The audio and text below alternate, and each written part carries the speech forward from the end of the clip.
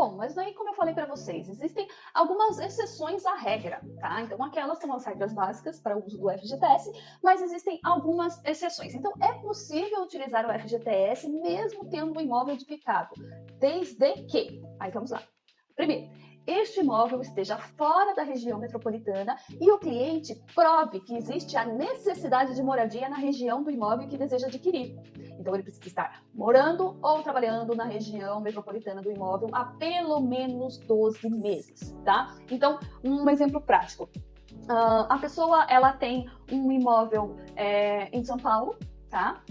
Porém, ela consegue comprovar, via documentos, que ela está comprando um imóvel aqui com a gente, na Patrimonial de Sorocaba, e ela trabalha há 8 anos numa empresa aqui, e ela paga aluguel aqui, e ela precisa de um imóvel para moradia aqui, porque a vida dela hoje é na cidade. Então, assim, aí a gente consegue enviar todos esses dados para o banco e justificar a necessidade de moradia da pessoa. Então, existem exceções à regra, tá?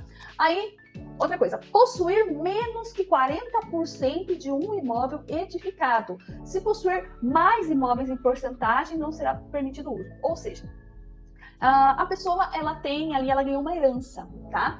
E essa herança é 50% dela, 50% do irmão, e é uma casa. Tá? Então, é um imóvel edificado. Passou de 40%, é considerado imóvel para moradia. Então, ela não pode utilizar o FGTS, tá?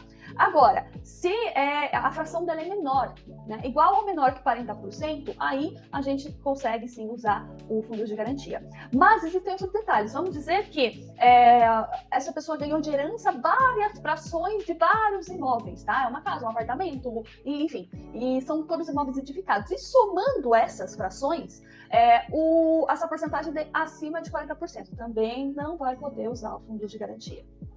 Então, tem essas regrinhas, tá bom? Então, assim, a gente tem algumas exceções, mas existem os limitadores, tá? Então, cada caso é um caso, mas existe essa questão também, tá bom? Bom, aí, vamos lá. Ter recebido imóvel de herança e que esse esteja a usos e frutos vitalícios de terceiros. Bom, isso quer dizer que, vamos dizer que, comigo já aconteceu, eu tive um cliente que os pais, por N motivos, questões deles, pessoais, ainda vivos, deixaram a única casa deles em nome para o filho. Então, assim, o filho era o dono da casa, porém, no cartório foi deixado que este imóvel era de usos e frutos vitalício dos pais, apesar de o imóvel ser do filho. Bom, isso quer dizer que, enquanto os pais forem vivos, o filho não pode usufruir deste imóvel, então ele não tem moradia. Ele pode usar o FGTS? Pode.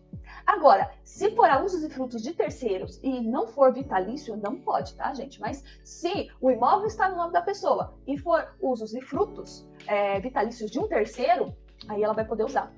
Mas e se for ao contrário? E se o imóvel está no nome dos pais, mas há usos e frutos do filho, vitalício? Não pode, porque ele tem moradia, entendeu? Então, é usos e frutos dele, não dos pais. Então, tecnicamente, quem não tem moradia são os pais. Entende a situação? Então, assim, existem as exceções às regras, mas elas precisam ser muito bem justificadas, tá? Então, aqui eu trouxe algumas exceções para vocês entenderem, tá bom?